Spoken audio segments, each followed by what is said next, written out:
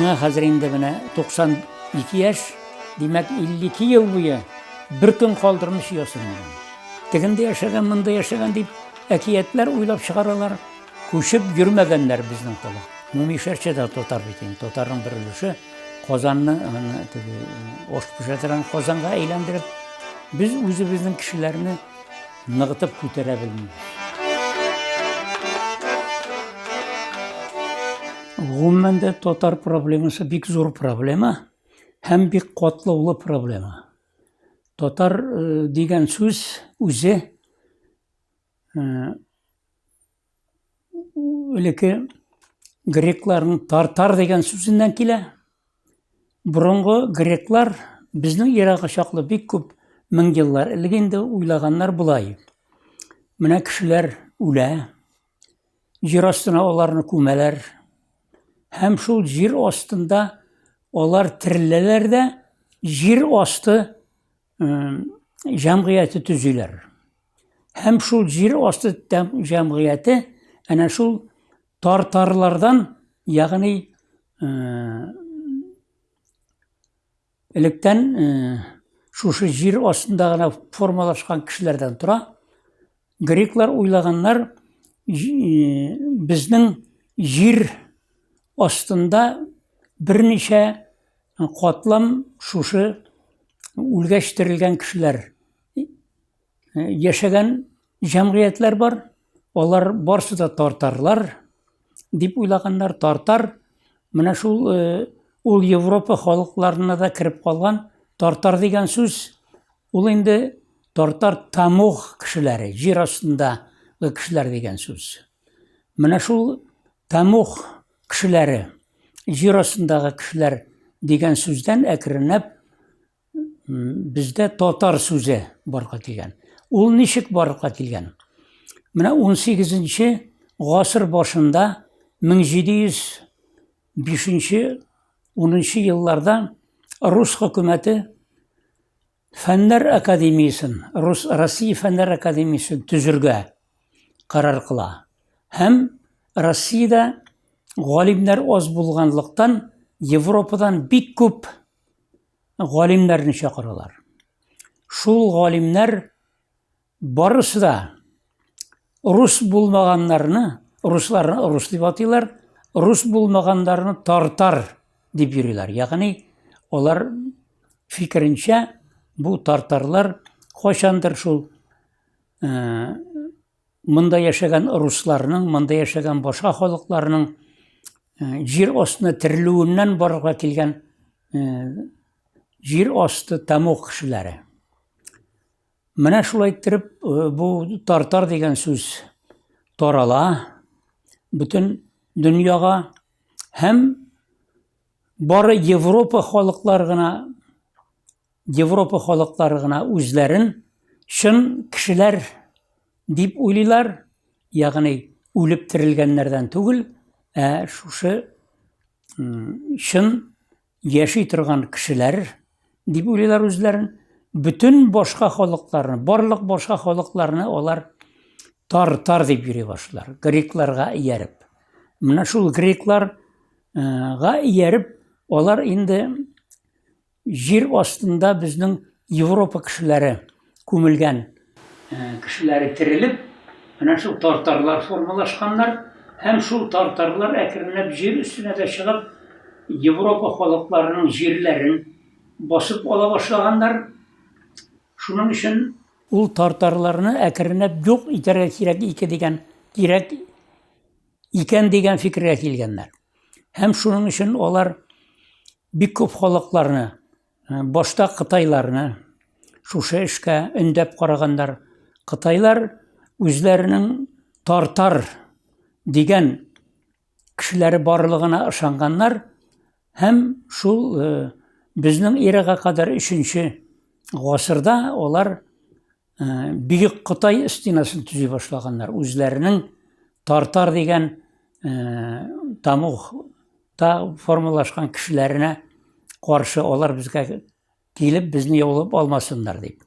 Ләкин Кытайлар бу Европа кешеләрен тыңлап, ниндидер менә шушы илләрне тартарлардан құтқару жолына басмағандар. Бары 11-ші жүзде генә Европа галимнәре дип әйтгәндә, үзенә күрә галимнәр булганнар инде алар. Алар барып чыкканнар монголлар янына, һәм монголларны шушы эшкә тартканнар. Әйдә, әкренләп біз Европаны тартарлардан құтқарыйк әле дип. Һәм бу монголлар арасыннан bir Тимушин булачак Чыңгыз хан инде бу. Тимушин дигән кеше бу эшкә алынган һәм ул үзенең армиясын төзи башлаган монголларның Тимушинның әтисен үтергән кешеләреннән шуларны сайлап алган инде. Аларны Европадан килгәннәр тартар дип атаганнар, чөнки начар кешеләр. Ләкин Тимушин үзе тартар дигән сүзне әйтеп тормаган, татар дигән. Менә шулай итеп монголларда татар сүзе барлыкка килгән һәм бүтән Чыңгыз хан армиясе, татар армиясе, татар халкы булып күренә башлаган үзләренә инде төрле җирләрне басып алалар бит алар. Менә шулай итеп татарлар, монголлар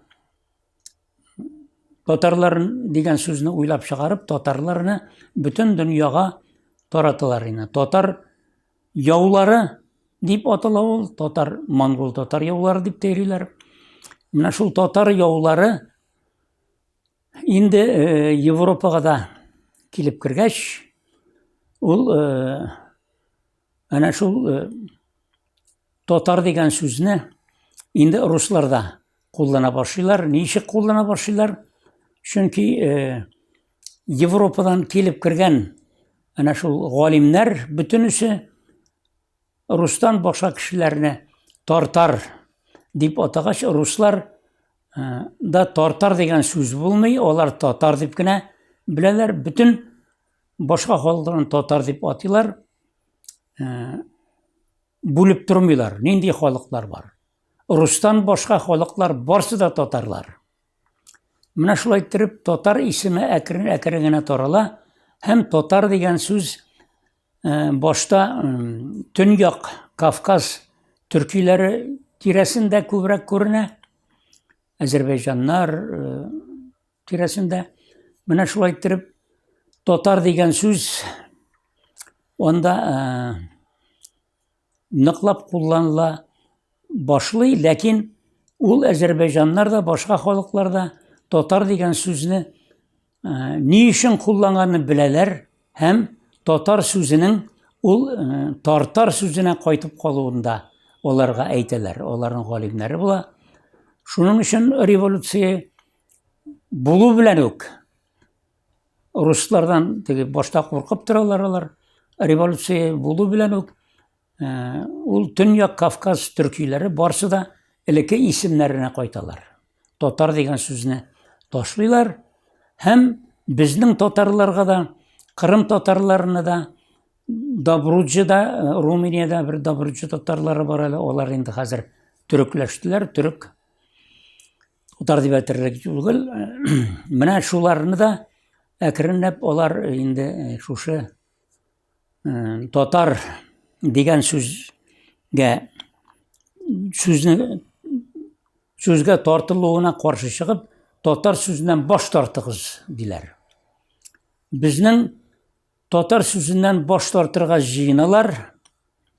Шул революция чорында, революция барган вакытта, Октябрь революция чорында. Ләкин безнең Галимҗан Ибраһимов татарлар алар монгол татарлардан киләләр. Монгол татарлар алар дөньяда иң көчле халык, безне дә көчле халык дип белсеннәр өчен дип, ул татар сүзен сакларга, татар сүзеннән баш тартмаска тәкъдим итә, шуны аңлата һәм хәтта шул революциядан соң республикалар төзелгән чорда Галимҗан Ибраһимов Ленин янына да бара. Ленин янына барып, ana шул татар, безнең халыкны татар дип, һәм республиканың Татарстан дип атарга күнектерә. Шулай итеп, безгә татар исеме кирип китә, татар дигән сүз әкренләп бара. Ләкин хәзерге чорда да, элегрәк тә ул татар исеме безгә һәр вакыт зыян китереп тора. Кайсы яктан зыян китерә? Менә хәзерге көндә, мәсәлән, руслар татар дигән сүзне монгол татар дип кенә белеп, шул монгол татарны сугу, монгол татарны ачулану, аны юкка чыгару белән шөгыльләнәләр, һәм ул безгә дә килеп тия. Безнең балаларыбыз әнә шул руслар татарны начар итеп күрсәтү аркасында балаларыбыз өйгә кайтып, мәктәптән хәтта җавап очракларда була икән. Мин татар булырга теләмим, татар начар кеше икән ул, шулай икән, булай икән дип, менә шундый мәгълүматлар сакланган. Менә шулай итеп, безнең халык үзе татар сүзен сайлап ала.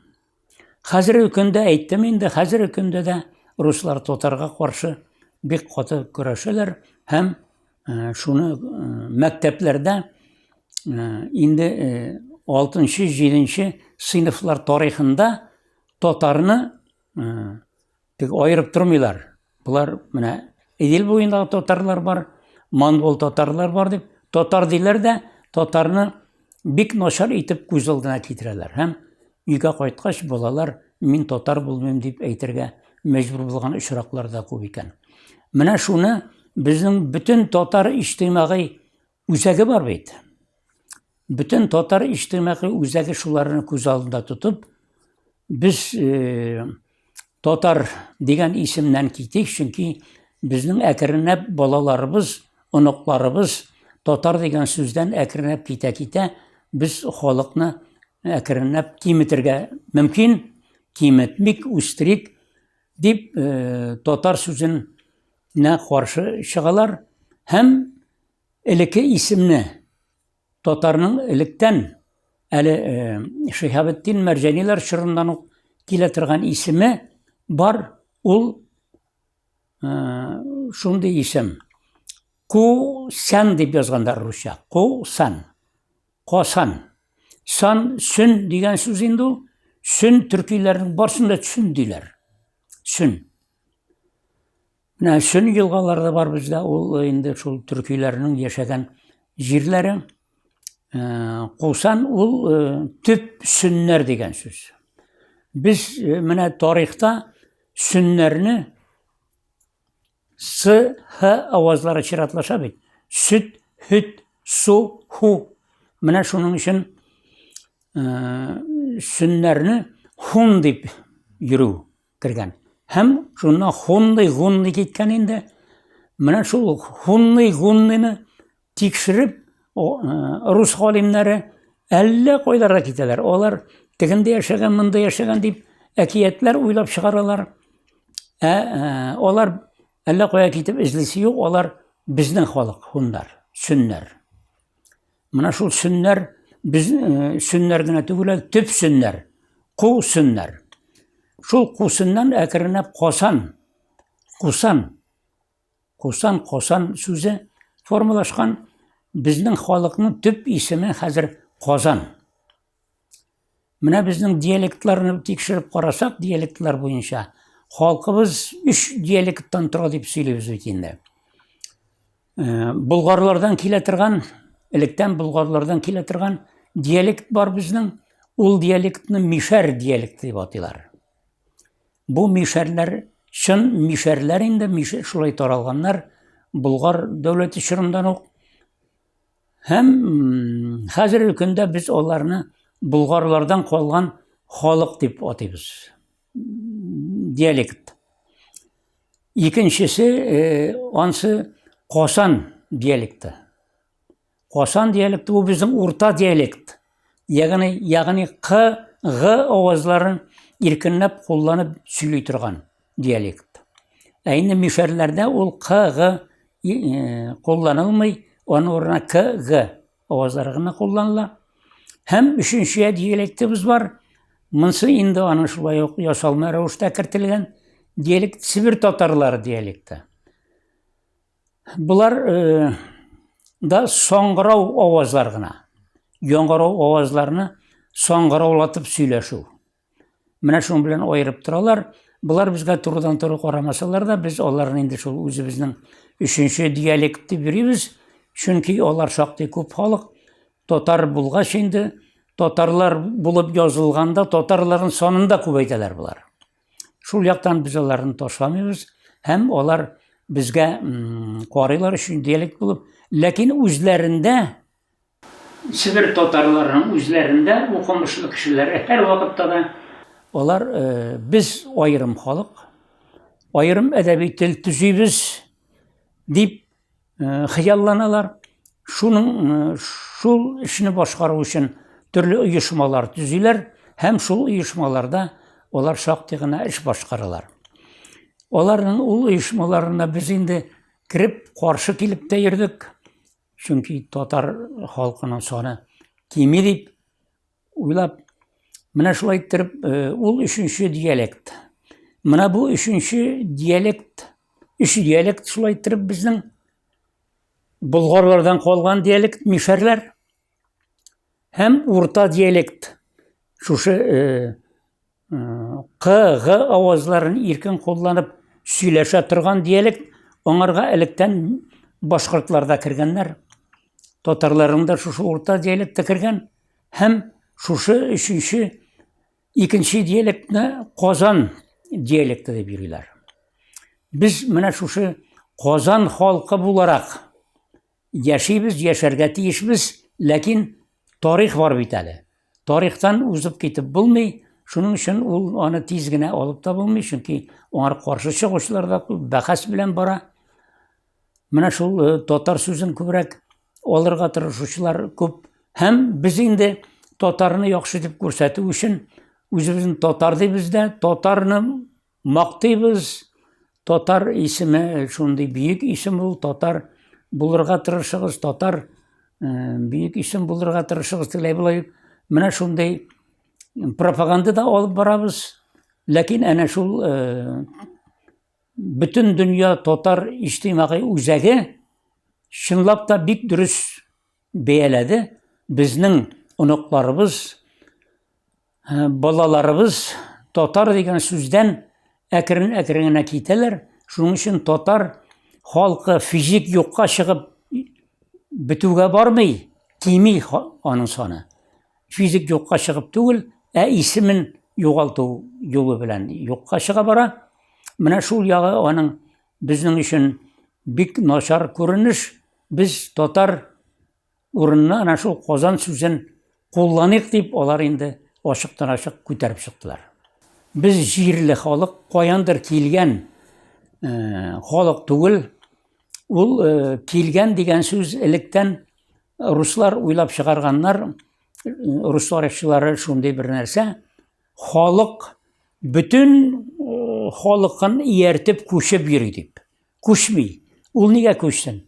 Менә бүген бер урында яши икән ул, икенче урынга бөтен халкы белән китә алмый ул. Бөтен халык бер елны кузгала алмый.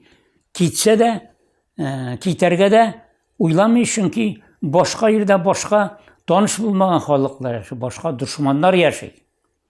Менә шуның өчен күчеп йөрү теориясе ул күчмәнлек теориясе дөрес теория түгел, ялгыш теория. Күчеп йөрмәгәннәр безнең халык. Гомергә шушы элек яшәгән урыннарында яшәгәннәр. Идел, Урал буе. Инде безнең менә татар дигән халкыбызның Идел, Урал буе аның үзенең җире булган. Безнең менә Урал буенда бик күп колхозлар төзү чорында татар колхозлары төзелгәннәр, татар дип атаганнар үзләрен. Урал буенда. Менә бу Урал буена барсаң, хәзер инде Оренбург өлкәсе, барыбер татар өлкәсе кебек. Менә шушы безнең халқыбыз Идил Урал регионында формалашқан, оның енді бір урта диалектқа якын сөйләше, башкорт сөйләше. Башкортлар енді башта шул татарлар белән бергә бір халық булып йөртергә тырышканнар иде. Ул барышкан башкортлар аерым халық булып оештылар һәм алар үзләренең халыкларын саклау буенча бик зур эш эшлиләр. Аннан соң инде дөресен әйткәндә, менә башкортларның һәм татарларның республикалары төзелгәндә, аларның республиканың җир күләмен башкортларга 2 мәртәбә зуррак итеп бирделәр. Чөнки алар башкорт, татар түгел, рус татарга бик тискәре карый. Шуның өчен бу ягы да аның бик әһәмияткә ия. Бик күп татарлар, татар дип әйтәбез инде, татарлар, казаннар яши торган җирләрдә хәзер Башкортстан республикасы һәм безнең бик күп кенә җырчыларыбыз, бик күп кенә сәнгать әһелләре, бөтенесе Башкортстаннан бик яхшылары килә. Чөнки анда татарлар борын-борыннан яшиләр. Казаннар әнә шул аларның әнә шунда калулары безнең Башкортстаннан бик күп сәнгать әһелләренең килүенә сәбәп булды. Менә шулай итеп безнең татар халкы, тагын кабатлап әйтәм, җирле халык, каяндыр күчеп килгән халык түгел. Юкса ишетергә туры килә.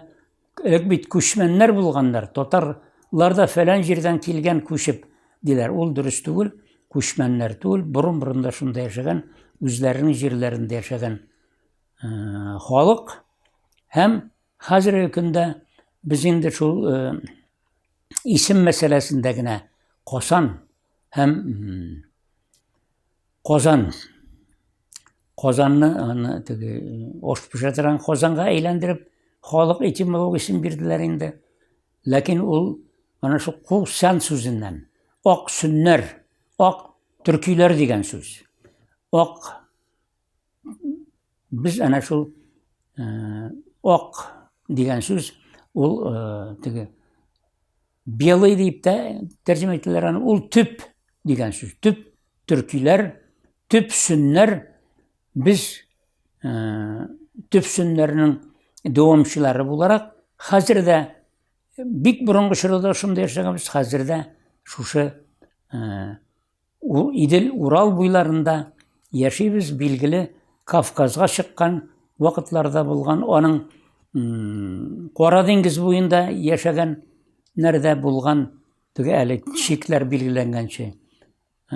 Кара диңгез буендагылар шул Кара диңгез буенда калган инде. Алар әле дә төркичә сөйләшәләр. Һәм төньяк, менә Каспий диңгезенең төньягында шулай ук бик күп шушы татар дип әйтерлек безнең кабиләләр яшәгәннәр. Алар инде хәзер шушы Татарстанның үзендә булмагач, күбесе татар булып язылмыйлар. Шундагы халыкларның, якын халыкларның исемен алалар. Казак булып язылган элекке татарлар безнең 150 мең дип күрсәтәләр казаклар үзләре. Менә шулай төрле илләрдә төрлечә язылып йөриләр. Чөнки татар сүзе үзенең әнә шул тискәре ягы белән русларда әле дә тискәре мөнәсәбәт уята. Шул тискәре мөнәсәбәт булмасын өчен инде алар үзләренең борынгы исемнәрен дә кулланып, шул җирдәге исемнәрен дә кулланып, һәм кайбер чагында инде татар сүзен дә әйтеп, шул элек яшәгән җирләрендә яшиләр сибелеп. Менә шул татарларның килеп чыгышы турында Рәсми саннарга карасак та бүген татар атамасы белән 7 миллионлап дип әйтәләр. Рәсми саннар буенча 7 миллион халыкны алай җайлы гына булмас менә яңа үз атамага күчерү. Ничек барырга тиеш бу процесс? Бу процесс инде ул дөрес әйтәсез, ул бер җиңел генә бармый, ул барырга мөмкин түгел. Чөнки төрле кешеләрдән тора, төрле кешеләр төрлечә уйлыйлар. Ул мин хәтта ышанып та бетмим, бу татар исемен ташлап Казан исемен кайтара алырбыз әле дип. Чөнки аңарга әгәр дә шундый исем алыштырырга теләсәң, иң югары дәрәҗәдәге җитәкчеләребезне тартып, шулар белән бергә сөйләшеп, әйдә шулай эшлибез дип, гомуми шундый бер юнәлеш бирә торган бәхәс оештырсаң гына мөмкин. Милли мәгариф мәсьәләсендә мин инде бу мәсьәләне яхшы беләм, чөнки менә татарларның тарихын тел тарихы аркылы язган кеше мин. Тел тарихы аркылы гына чын тарихны язып була һәм минем хәзер 10ннан артык татар халкы тарихына караган китапларым бар. Бик зур әнә тегендә беразын йөеп тә куйдым. Татар тарихы дип. Менә шул аны мин инде татар тарихы дип атадым. Чөнки ни өчен үзем әйтеп торам инде, татар дигән сүз ул шулай уңайсызрак мәгънәле. Ни өчен татар дип атадык? Чөнки менә безнең халкыбыз нигездә көнчыгыш диалектын исәпкә алмаганда мишәрләрдән һәм касаннардан тора. Мишәрләр белән касаннар урта диалект вәкилләре үзара сөйләшеп, я касанны, я мишәрне гомуми исем итеп тәкъдим итәргә кирәк. Шунда гомуми исем булып, безнең гомуми исемебез булып китәр иде ул. Алар аны эшли алмадылар. Шуның өчен хәзерге көнгәчә татар исеме яшәп килә һәм минем дә менә китаплар татар халкы тарихы, история татарского народа һәм башкалар. Аның Төркиядә чыкканнары да бар минем, Мәскәүдә чыкканнары да күп. Һәм 10ннан артык китабым бар шушы тарих китабы. Тел материалларыннан чыгып язган инде ул. Шул китапларны әле дә алыштырырлык татар тарихы дип, яки безнең халкыбызның тарихы дип язылган китапларны минем күргәнем юк. Язмыйлар да, язсалар да, ана шул безнең халыкны элеке татарның кем булуын әйтмичә генә татар дип күрсәтү бар. Безнең менә татарлар дигән, татары дигән бер зур китап чыкты. Анда да безнең халыкның татар дигән сүзнең үзенең чыгышын әйтмиләр. Аннан соң 7 томлык татар тарихы институты эшли, история татар дигән. Татары дигән. Менә анда да ул татар сүзенә аңлатма бирү юк. Шул килеш татар дип кенә бирәләр. Ләкин халыкка җиткәч, әни өчен шулай дигән сорау туа. Әнә шул теге татар, бүтән дөнья татар иҗтимагый үзәге әйткәнчә, безнең балаларыбыз, оныкларыбыз ни өчен әкрен татар сүзенә китә? Чөнки көн сайын рус матбугатында булмасын, рус радиосында булмасын, башка ердә булмасын, татарны хурлау. 60-нчы елдан бирле татар мәктәпләр өчен татар дәреслекләрен язып бардым. Бик узак. 65-нчы елда бер үзем менә авторда булып, аннан соң менә бер Максимов дигән безнең Крашин җегете бар. Аның белән бик күп китаплар яздык. Bütün дәреслекләр, тел дәреслекләре нигездә минем тарафтан язылып килгәннәр.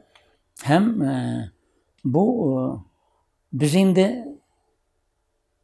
үзебезнең халыкка телне өйрәтүне беренче планга куеп бардык. Телне өйрәтмәсәң халыкны саклап булмый бит. Менә шуның өчен безнең әнә шул bütün дәреслекләр 10-га да, 11-гә дә чыгардык без, түбәнрәк сыйныфларга да минем 8-дән башлана, 8, 9, 10, 11 дәреслекләребез бик күп чыкты. Менә шул мәгарифкә, әнә шулай итеп без өлеш кертергә тырыштык инде. Әле дә безнең китаплардан укып яталар. Аннан соң мин тагын бер нәрсәне әйтим әле. Менә башкортлар миңа шалтыраттылар. Biz хәзер Башкортстандагы татар мәктәпләре өчен татар теле дәреслекләрен үзебез эшләргә булдык. Без инде аны каяндыр алып яза алмыйбыз. Сезнең дәреслекләрдән алып, шуны файдаланып язарга тиеш булабыз. Siz менә аңлап, безгә каршы килмәгез инде. Дип миңа шалтыраттылар. Мин әйтәм, мин каршы килмәм, әйбәт кенә языгыз, ләкин кайбер ачышларны инде безнеке итеп, үзегезнеке итеп алмагыз, шулай карагыз дип. Хәзерге көндә Башкортстанның татар мәктәпләрендә Башкортстан чыгарган татар дәреслекләре белән укыталар. Һәм шушы татар дәреслекләрен күп кенә укытучылар Башкортстанда чыгарганнар. Кабул итмичә, безнең Татарстанда без язган дәреслекләрне файдаланалар икән. Менә мин Башкортстанда күптән түгел булдым әле. Олар миңа шуны әйттеләр. Без мәктәпләргә бара. Сезнең дәреслекне ташлаган юк. Башкортлар анда әллә нәрсәләр чыгарып бетерделәр, аны караганнар юк диләр. Менә шул татар телен укыту мәктәпләрдә бөтенесе әнә шул безнең эшләгән дәреслекләр аркылы бара. Һәм әйтергә кирәк, безнең мәгариф телне саклау мәктәпләрдә андый проблема тормый. Мәктәптә укыткач саклана инде ул. Менә мәктәптә, татар мәктәбендә укымаган балаларның татар телен онытулары, татар телен ташлаулары безне борчый. Һәм татар телен куллануның киңлегендә кешеләрен дә киметә. Менә шул ягы безгә бик начар тәэсир итә. Телне аны гаилә эчендә сакларган берничә ел гына.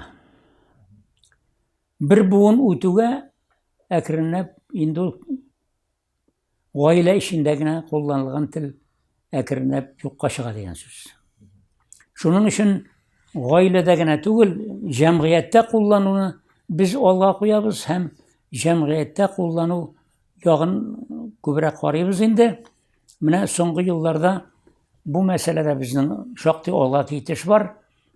Чөнки татар җәмгыятьчелеге әнә шул бик күп юнәлешләрдә телне куллану юлларын эшләде һәм шуның өчен бик күп материал чыгымнар тота һәм дөрес эшли. Беренче дәрәҗәдә аның рус теле белән чит тел чыгар инде. Өченче дәрәҗәдә милли тел калыр дип куркучылар күп хәзер һәм дөрес куркалар. Чөнки бу эш телне укыту мәктәбендә ул инде әле практикасы юк бит әле. Эшли башлаган чыгар. Анда бик күпләп укытып, бүтән халкыбызны шул өч телле дә итеп булмас. Менә шул элеккечә ничек рус теле беренче планда, татар телен икенче планда булса да укыту, ул телдә сөйләшү, ул телдә әнә шул мәдәният эшләрен алып бару, театрлар тегесемсе, ансы булырга тиеш, ансыз инде татар телен без үстерә алмаячакбыз. Иҗтимагый күренеш буларак бүтән татар җәмәгатьчелегендә эшләп булмаячагын. Аннан соң менә бу хәзер моңар бераз мишәрләр дә алындылар инде бигрәк тә әнә шул Нижгар мишәрләре. Татарча сөйләшергә. Мишәрчә сөйләшү дигән сүз инде аларча. Мишәрчә дә татар бит инде. Татарның бер өлеше һәм татарның шактый алдынгы өлеше санала. Миңа хәзер инде менә 92 яшь. 92 yaş bulsa da әле һаман шул хезмәтләр язып, төрле җирләргә докладлар язып, командировкаларга йөреп торам. Һәм менә сезнең монда минем белән сөйләшүегездә әле ул элек 90 яшькә җиткән кеше алай сөйли алмый иде. Һәм 90 яшькә җиткән кешеләрне без беләбез, алар шул 90-нан әллә ни үтмичә генә үлеп тә китәләр иде. Минем инде узак яшәүнең сере шул, мин ректор булып эшләдем педагогия институтының, һәм педагогия институтына торак биналары төзегәндә, шул акча артыннан йөреп, һәм акчаны алып кайтканнан соң ул акчаны тота алмыйча яфаланып, менә шунда миңа прединфарктный состояние булды. Һәм миңа Рахлин дигән бер яхшы гына врач бар иде, доктор инде ул, фәнни яктан да. Ул үзе соңыннан Израилга китеп 98 яшында үлде. Менә шул әйтте миңа, синең авыруың прединфарктный состояние. Яши торган авыру түгел, син я туалетта, я бер урамда барганда җыгылып үләсең. Үләсең килмәсә, син йога хәрәкәтләре ясарга өйрән. Йога хәрәкәтләре ясарга өйрәнеп, bütün организмдагы иштәге һәм тыштагы мускулларны хәрәкәткә китереп тормасаң, син үләчәксең, диде инде. Мин инде яшисе килә бит. Шул санаторийда ята идем, Васильева санаториясында ректор буларак, институтта булган bütün китапларны китерттем, йога буенча, һәм алар бик күп икән. Шулардан бик кирәкләрне сайлап алып, ясый башладым, һәм минем 40 минутлык гимнастика системасы эшләнде. Шул 40 минутлык гимнастика системасын мин әле бүгенге көнгә чаклы, менә ул чакта миндә 40 яшь тулып килә иде инде. Хәзер миңа 92 яшь, димәк 52 ел буе бер көн калдырмыш ясыйм мин аны. Шулай гына яши алам. Менә бу шулай ук шул яшәргә теләгән кешеләргә бер киңәш: әгәр дә ялкаулансаң, әгәр дә шул системалы эшли алмасаң, йоганы да йога шулай ярдәм итә алмый. Мин менә хәзерге көндә дә иртән торам да 40 минут йога гимнастикасы ясыйм өйдә. Шунсыз минем бернинди эшкә тотынганым юк. Менә шулай итеп хәзергә яшәп торам инде. Һәм әле командировкада баргач, җәяү яхшы гына йөргәч тә, әйбәт кенә хис итәм дип уйлыйм үземне. Һәм сөйли дә алам әле, лекцияларда укый алам, һәм физик нагрузканы да күтәрә алам. Мин инде бик күп кешеләрне өйрәттем, ташлама дип.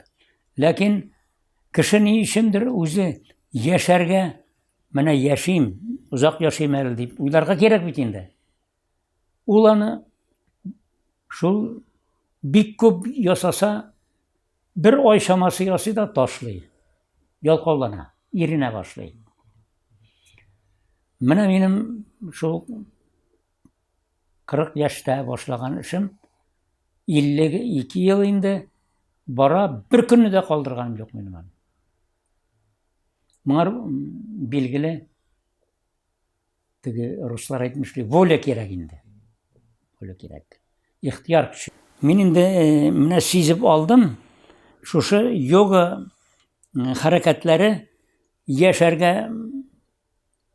ярдәм итә икән, һәм мин шуның өчен аны яшим әле, ташламыйм моны дип, иртүк торып, ана шул 40 минутлык йога хәрәкәтләрен ясыйм инде. Аның үзенең системасы бар. Системасы шунда, Йоганы ясаганда нинди мускулың бар койда, иштәме ул, тыштамы, бүтүнүсүз харакетлендирге тиеш. Бүтүнүсү харакетлендирге тиеш. Менә шундый харакет булганда гына инде шуннан ул йога ярдәм итә. Безнең дөресен әйткәндә, булай biz үзебезнең кешеләрне ныгытып күтәрә белмибез. Менә безнең тарихка килгәндә, безнең тарихта бөек тарихчы бар, Шиһабетдин Мәрҗани. Аны инде кайсы яктан гына күтәрергә тырышмадык, ләкин аның хезмәтләрен чын мәгънәсендә халыкка күрсәтеп, шуның әһәмиятен әйтеп, язган әйберләребез дә юк, сөйләгәнебез дә юк. Гомумән генә әйтәбез. Ул безнең бөек тарихчыбыз.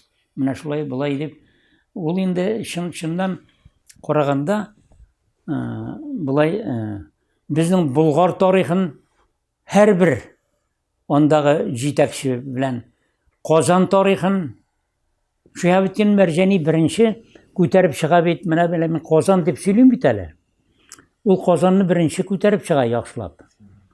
Аның хезмәтләрендә biz Болгарлардан һәм Казаннардан киләбез дигән караш бар, һәм ул аны 1877 елда русларның 4-нче археологик съезды була Казанда. Шунда сөйли. Шунда һәрбер ханга, һәрбер җитәкчегә җитәкчен таба, бәя бирә. Ул инде элегелектән гарәп теле белгече буларак гарәп чыганакларына файдаланып яза, һәм аны соңыннан Ратлов русчага тәрҗемә итә, русчасы да бар аның. Менә шул хезмәтләрне яхшылап безнең шулай ук зур иттереп чыгарырга кирәк, һәм Шиһабетдин Мәрҗаниның юнәлешен дәвам итеп, үзебезнең халкыбызны элекке болгарлардан һәм Казаннардан килгәнлеген ачык итеп күрсәтергә кирәк. Безне һаман татар дип русларның айрым кешеләре сүгеп тормасыннар. Аның белән шөгыльләнүчеләр, шул тарихчылар арасыннан берничә кеше генә безнең институтларда, менә Тел, әдәбият, тарих институты бар, тарих институты бар, Тел, әдәбият һәм сәнгать институты бар, тарих институты бар. Аларда җитәкчеләр билгеләргә тиешләр айрым кешеләрне, һәм алар махсус шөгыльләнсеннәр шундый бөек галимнәрне күтәрү, шул бөек галимнәрне халыкка таныту юнәлешендә эшләр булып. Монографиялар язсыннар. Менә шундый юл дип уйлыйм мин үзем булай. Киметеп күрсәтү бар инде ул. Ул һәрберсен киметүгә ниндидер юлы табылып тора. Менә мин үзем берсендә кимсетәсем килми, күтәрәсем килә. Әле мин шулай ук шактый күп эшләгән кеше инем. Минем китапларымда бик күп, минем 116 китабым бар. Һәм басылган әйберләрем 1170 хәзер. Андый хезмәтләр бастырган кешеләр юк. Ләкин менә шушы мин аны эшләгәнмен инде, чөнки минем эшләү системасы бар. Яшәү системасы да бар, эшләү системасы да бар. Мин көненә шактый күп эшләргә тырышам. Әле дә мин компьютерда утырып, компьютерда чит илләргә, үзебезнең илдә булган конференцияларга докладлар язып торам, һәм тагын бер татар халкы тарихы дигән китап эшләп ятам. Әгәр исән булсам, ансын да тәмамлап чыгарырга дәртем бар. Плагиатлык проблемасы белән махсус шөгыльләнгәнем юк минем булай. Минем хезмәтләрне алып карауч булай файдаланучылар бар. Мин шул минем хезмәтләрдән файдаланган өчен рәхмәт кенә әйтәм. Файдалансыннар. Сабантуйда җырлый торган бер көйне уйныйм.